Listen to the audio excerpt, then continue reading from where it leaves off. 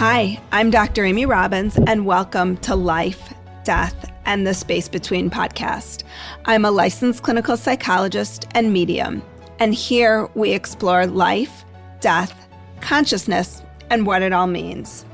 Today, I have Dr. Christiane Michelberger on the show. She is a retired physician, psychoanalyst, and past spiritual seeker who currently mentors seekers in their quest to awaken.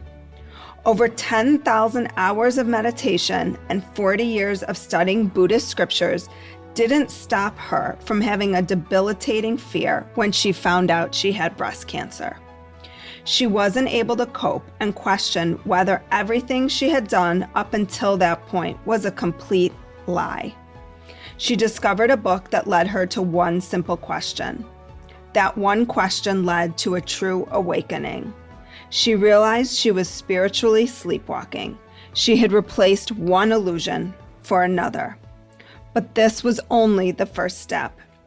In her book, Finding Awakening, she shares her no-nonsense journey beyond the self to peace and freedom.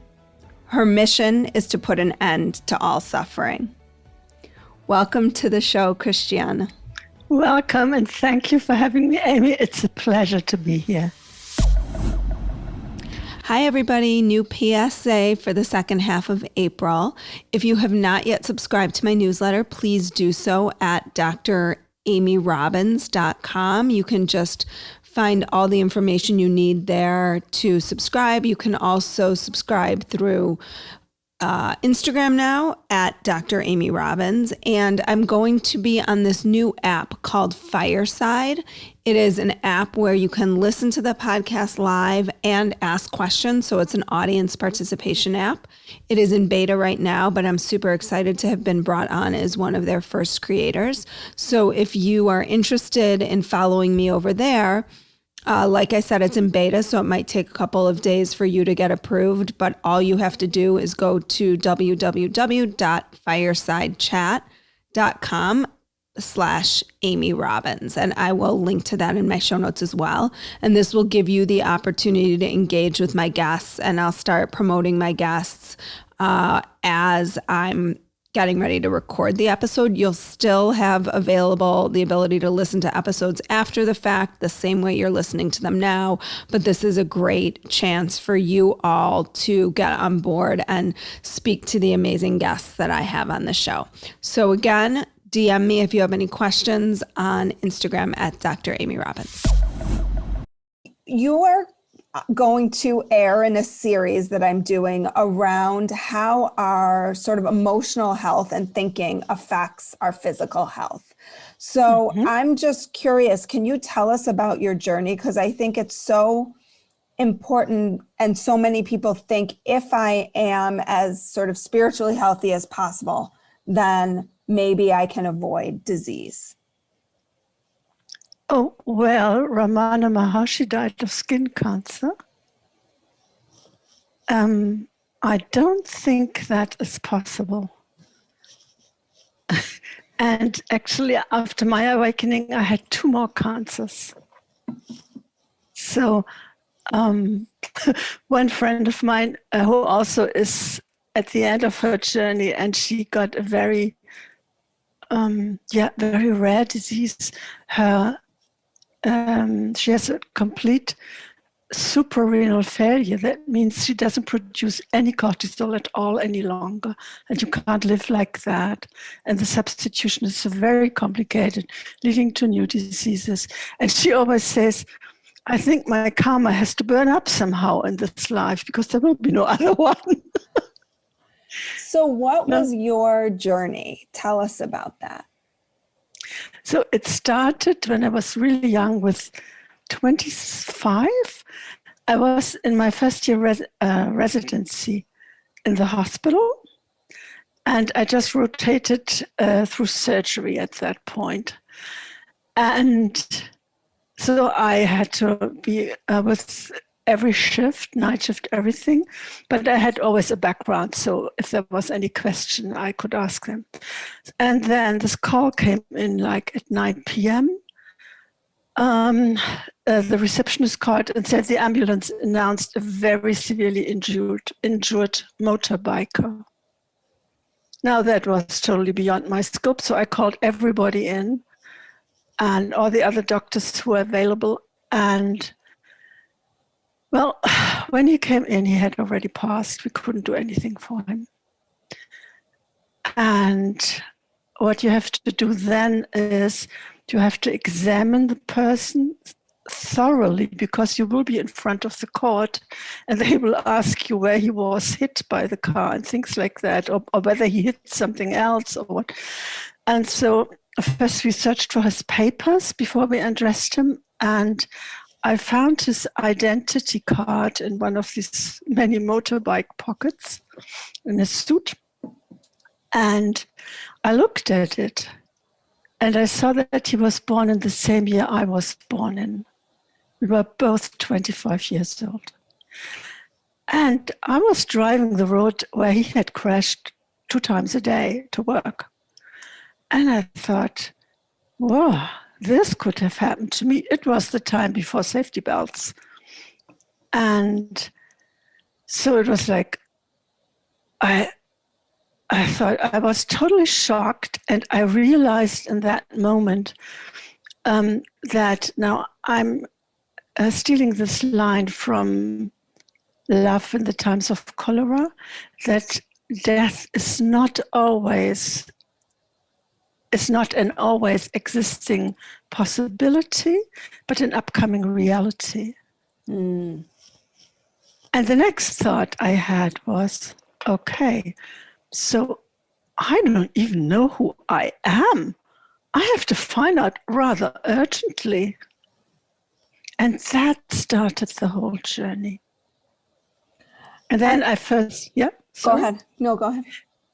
And I told my husband, and he said he didn't know what to do, but I had an idea. I thought probably you have to meditate. I didn't know much about meditation. Maybe I had heard it somewhere.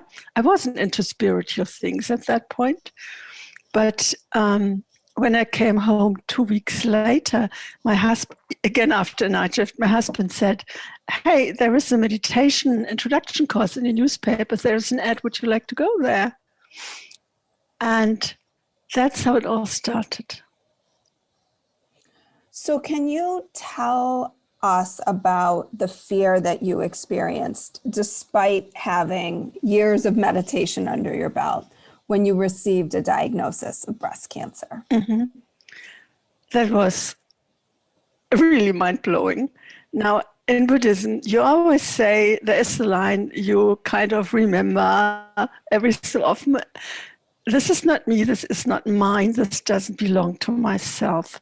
So everything you can't control can't be yours. If it would be yours, you should be able to control it. So that was the first thing I did when I felt that my fear was really rising high. And the fear started the moment I was on the subway. I had been to the breast cancer screening program in Germany, and they had called me back for an ultrasound. And I thought, yeah, well, they need to justify what they do because it is heavily discussed whether the screening makes any sense or not. And so I just went there, I didn't think a thing, I could feel nothing. And so I was in the tube and I was rather bored. Since you're a medium, I'm telling you the story. Mm-hmm. Now, I always had a kind of inner guidance. And so because I was just bored, I just asked, hey, what do you think about this? And I heard this very stern voice saying, you have breast cancer and you will need to be treated. And in that moment, my fear set in. Fear, panic. Yeah. Mm-hmm.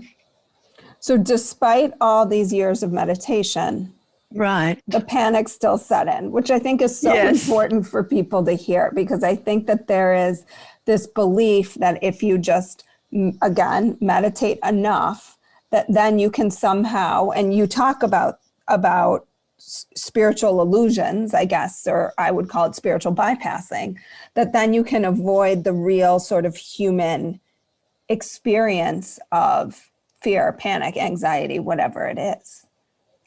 Well, meditating alone won't do it. And then I said to myself, this is not me. This is not my body. This isn't myself. I mean, this is just bananas to say such a thing. This is really spiritual bypassing. Because, hey, it still felt like my body. It was not only bypassing, it was simply lying to what I experienced. And so it was as if all the archetypal fears around cancer from centuries poured out over me. It was, I couldn't believe it.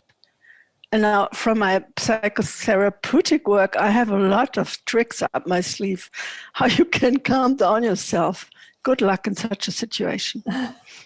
And so what did you do? How did you manage sort of those feelings? And what sort of spiritual quest did this then take you down?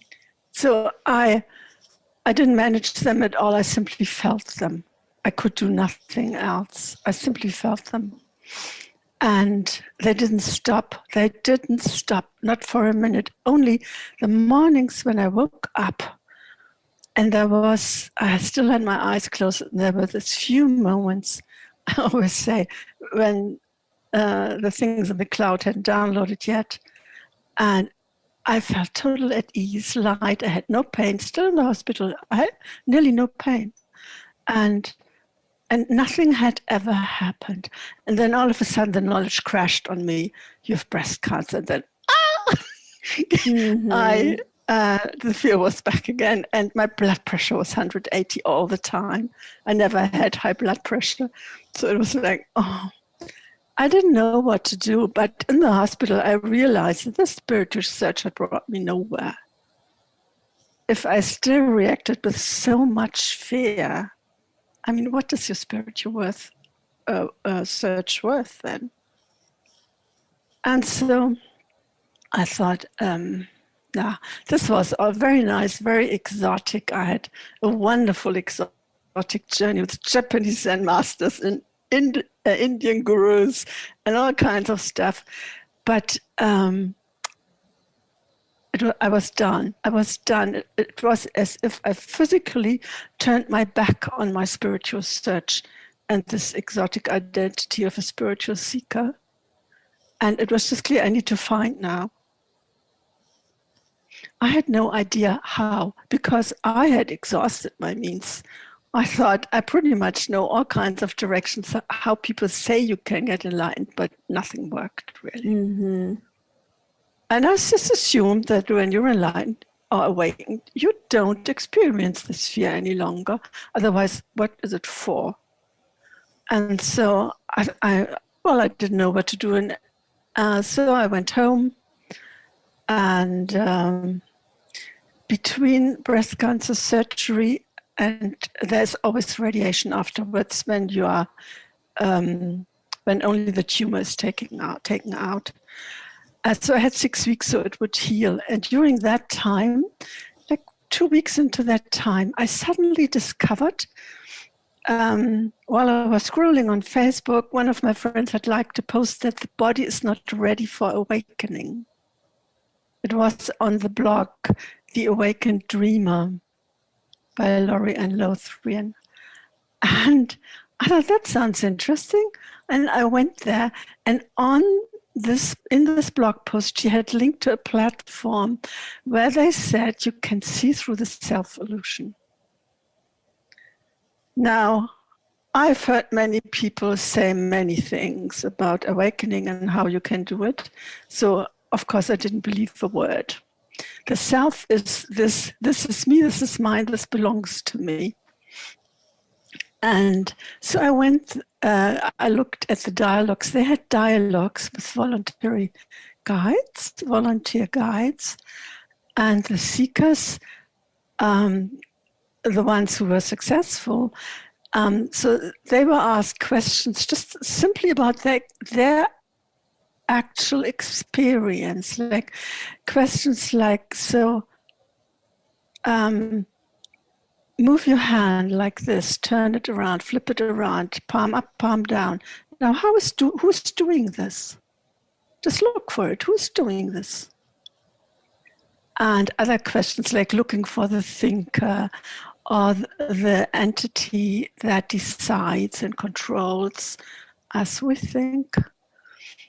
And that was very interesting, I thought. And then at some point, the dialogue flipped. And the seeker had seen something I could not understand.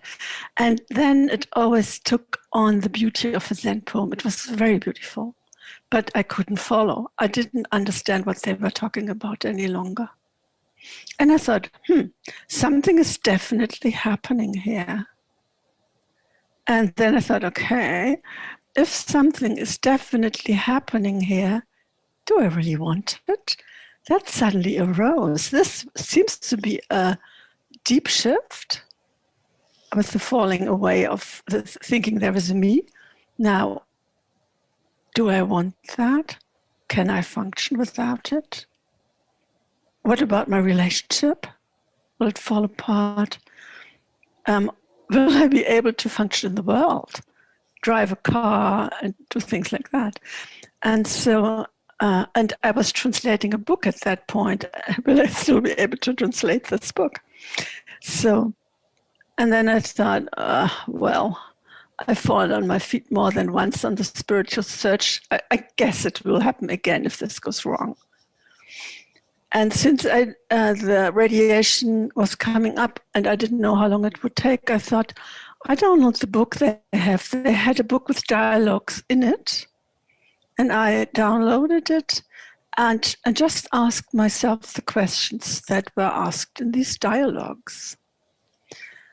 And it was the most fascinating time I've had since years. It was like, wow, I never asked myself such great questions.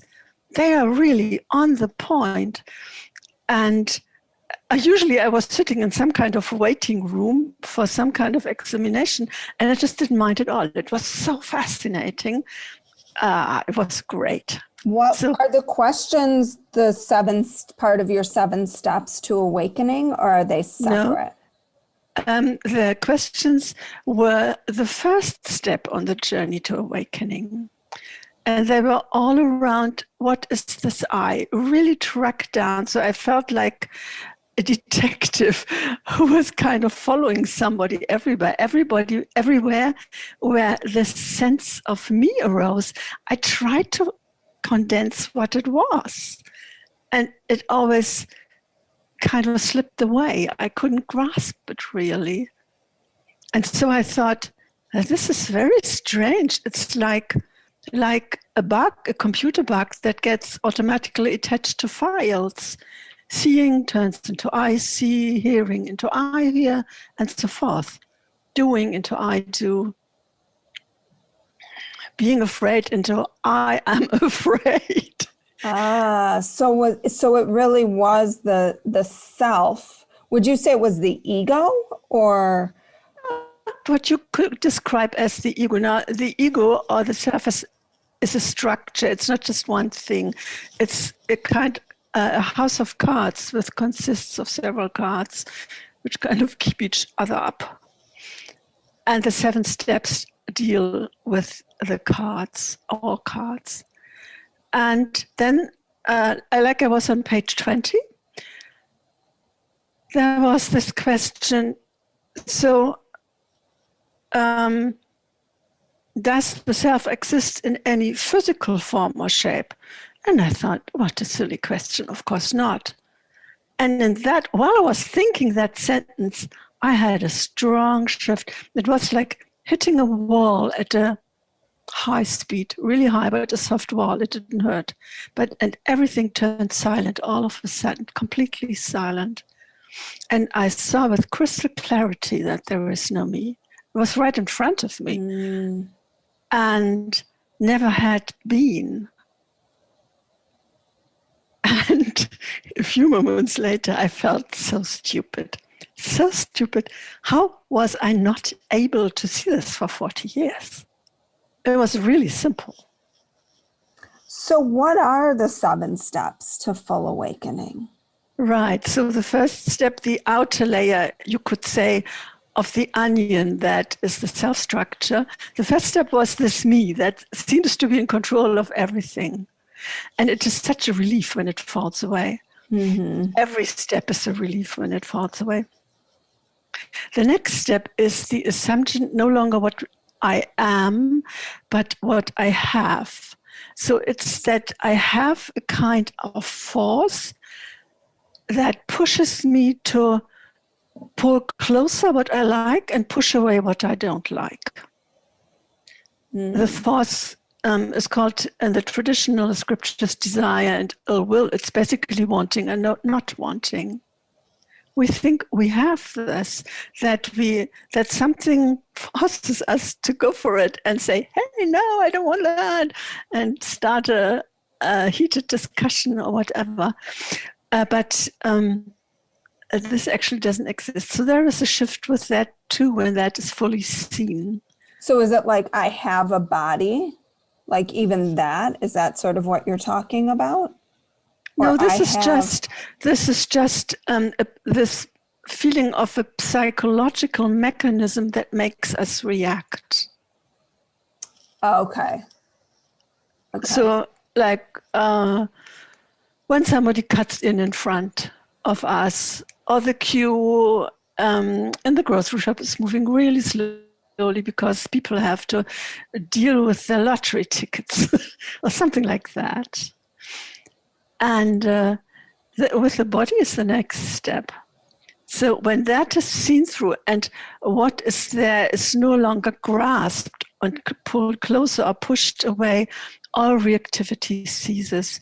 And that is so beautiful.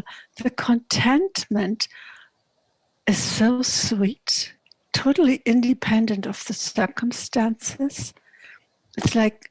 So like an observing ego? Like you're sort of... No, the observer is already gone in the first step. It's not observing. It's just that no reactions come up. No emotional charge comes up. It just doesn't happen. You're waiting in line and you're just there. Like if it takes forever, it takes forever. It doesn't matter. It's just how it is. Right. It's just how it is. So there's an acceptance of things as they are. Yes. Right. So that's the second step? Mm-hmm. Okay. The third step is usually when we look around, we see all kinds of objects or hear sounds, and they seem to converge to us, and we are in the kind of center of perspective, the subjective point of view. So the subject, this is not very personal. This is really more a functional point as the center of the perspective. So it feels like everything is around us and it's all flowing into this direction. All information comes together in here. And with assuming the subjects, the impression of borders around all objects comes in place. Now, objects here are everything that can be discerned: a thought, a feeling, sensations, sights, sounds, touch, taste, smells, everything. Anything that can be discerned. And it seems to be separate from us too. Not only amongst each other, but also separate from us. So, and then we look for the subject. The subject is confirmed by something very interesting. When looking at something, we don't just look at something, the view jumps back to ourselves, or the attention jumps back, not really the view. The view stays, but the attention jumps back and forth. And that can be clearly felt if you tune in. It's a very tiny eye movement that goes with it. And with this jumping back, the subject is confirmed, as if it's needed to recognize what's out there. So by looking for what it is this referring back lands on, it becomes clear that there is no subject either, no central point of view. So can you simplify that? Maybe it's not simple, but can you simplify like what exactly that looks like? in everyday life, like similar to the grocery store analogy? So when the subject, the belief that there is a subject is still in place, everything seems separate. I'm separate from everything else. The things I see are separate and have borders between them. And my thoughts are separate from me. My body is separate from me. Feelings are separate from me. And everything is separate. I'm one of the separate things around. And this separation disappears when the sixth fetter falls. And with it, also the belief that the body is separated from everything else. So I don't experience the sense of a coherent body any longer. I do experience sensations like from sitting now or at my backrest, but these are the sensations that I actually experience, and usually we overlay a mental image of the body, and then we feel I'm feeling a body. I found that utterly fascinating because I had a really heavy eating disorder, and when the sense of the body, at first it disappeared partially, I woke up and I had no middle part of the body. And a few days later, everything was gone. I hadn't anticipated that. It was quite surprising. But I realized in that moment, hey, that's why you always thought you were too fat, because the image in the head doesn't change according to any number. It's always the same. My perception was filtered by this image in the mirror. That's why people become anorectic. They don't see themselves as thin as they are and just bones and skin, but they see themselves as fat because of this mental overlay. So when that dissolved, you moved more to awakening. Right. So is that step 4? Was that 4? That is step 1, 2, 3. That was step 3. Okay. Okay. Step 3. Then comes step 4. In step 4, the world as we know ends. Oof. So, yes. So we usually think there is a world outside of us in time and space made of matter, what we experience, right? Yeah, that is heavy stuff. This is not for cowards. I experienced so much fear on this journey. And anyway, this, I had already thought about that a lot, because you can access by logic that you don't experience a world outside of yourself. Like, our eyes don't see a plant or a lamp. They receive light waves. Our eyes don't see at all. They just receive light waves. And that then gets turned into electrical currents in the retina and to the brain. Right. And there, the image of the plant that's in front of me is created. Now, I would say my experience of the world is totally different to that of a bee or a dog or a cat. Because they will very likely, their brain will very likely produce a very different impression of the world because of their different sense organs. So what we experience is always and only what our brain puts together. We cannot experience anything else. Right.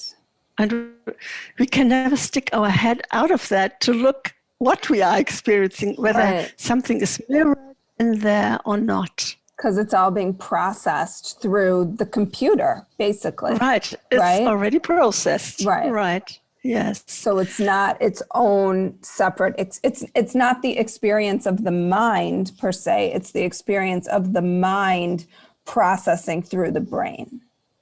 Or of the result of the mind having processed through the brain. I don't think we can experience the mind processing. I think that's not really possible. And then, so I had already thought through it a lot because I found that very fascinating. So I wasn't totally unprepared. But it's kind of mind-boggling to realize that, yes, that it's not just a nice idea. I actually can experience that. And it is true. I have no proof that there is a world outside of me. I think it all together. It's thought, it's built out of thoughts, basically. So that's the fourth step, right? Mm-hmm. Okay. And in the fifth, after this step, the state is very strange. It's a kind of limbo. Everything looks very flat.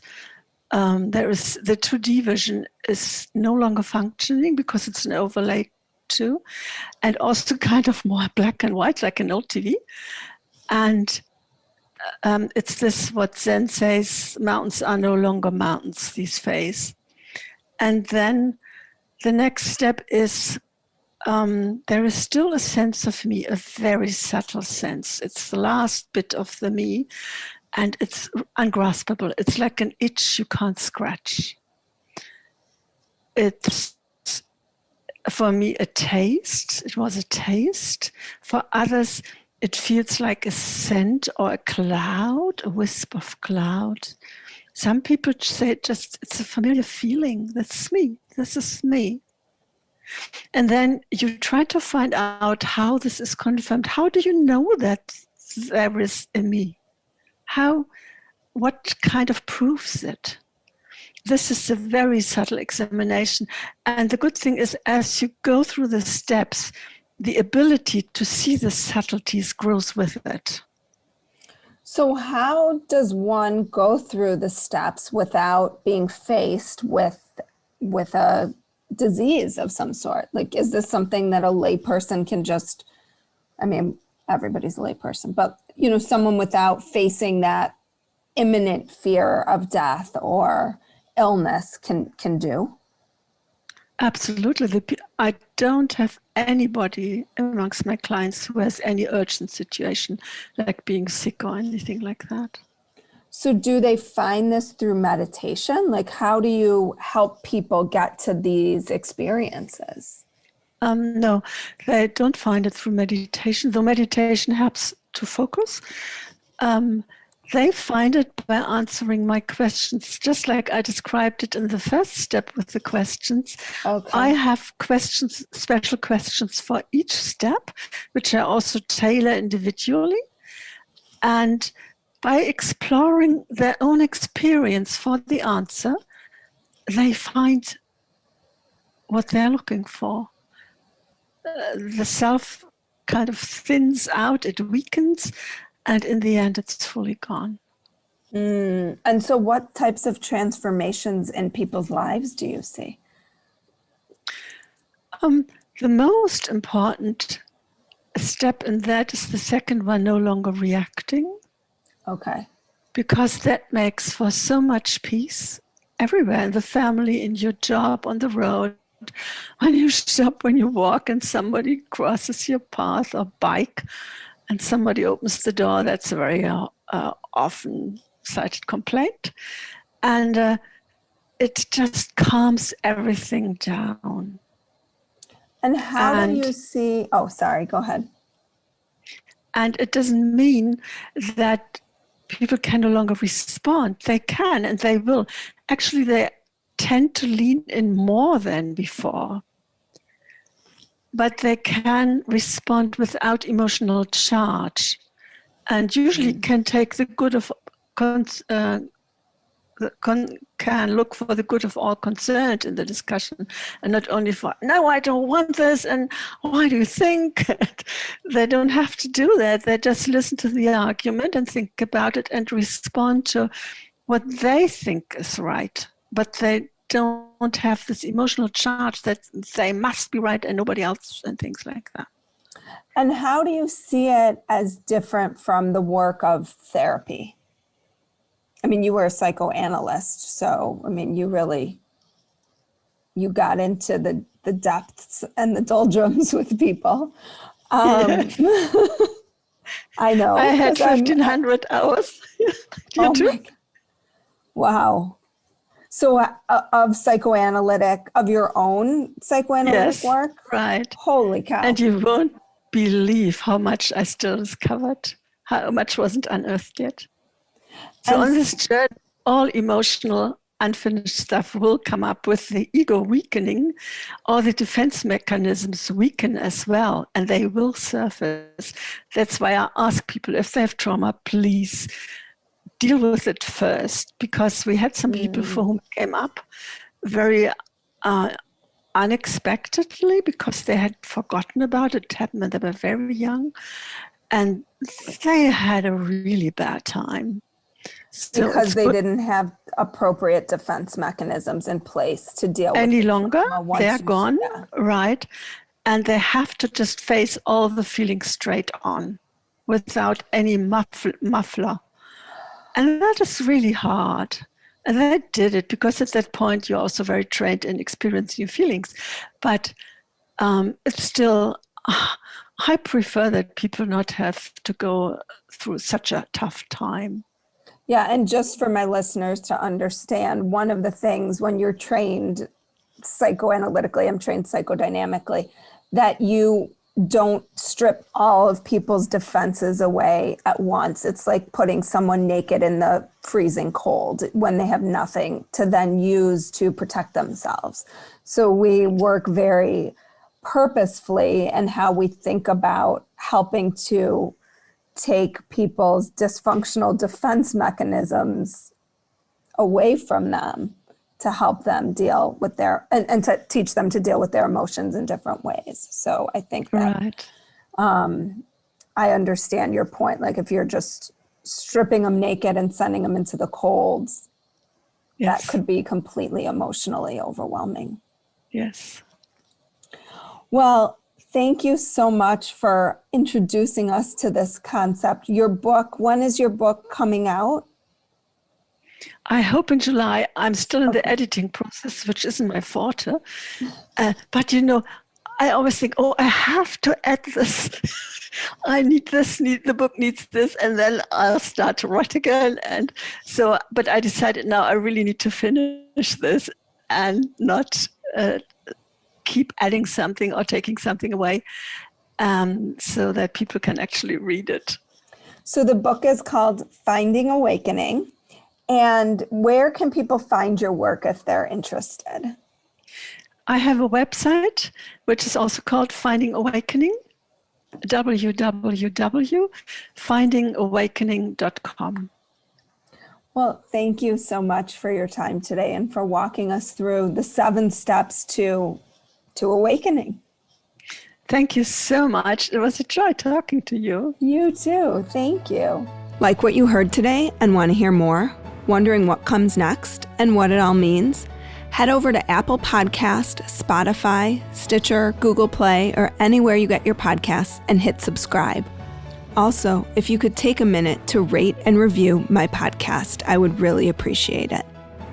Stay tuned as we continue to explore life, death, and the space between.